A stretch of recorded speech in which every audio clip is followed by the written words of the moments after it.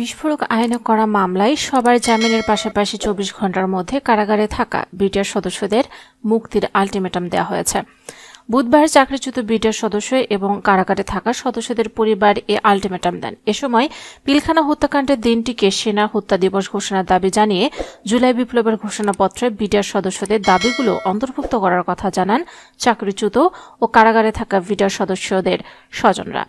এদিকে পিলখানার বিটিআর বিদ্রোহের ঘটনায় নিরপরাধদের মুক্তির দাবিতে কেন্দ্রীয় শহীদ মিনার থেকে যমুনায় পদযাত্রা শুরু করলে শাহবাগে পুলিশের বাধা দেয়। পরে সেখানে অবস্থান নিয়ে কর্মসূচি পালন করেন পরিবারের সদস্যরা।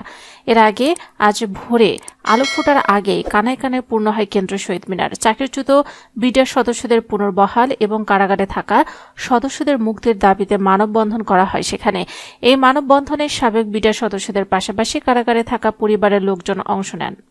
মানববন্ধনের স্লোগানে প্রতিবাদ জানানো হয় বিগত সরকারের নানা সিদ্ধান্তের বক্তব্যে ফুটে ওঠে গত ১৫ বছরের ক্ষোভ আর নির্যাতনের কত শত গল্প। বিটিআর পরিবারের সদস্যরা বলেন, তৎকালীন সরকার প্রধান শেখ হাসিনার নীল নকশার অংশ হিসেবেই ২০০৯ সালে পরীক্ষিত সেনা কর্মকর্তাদের হত্যা করা হয়।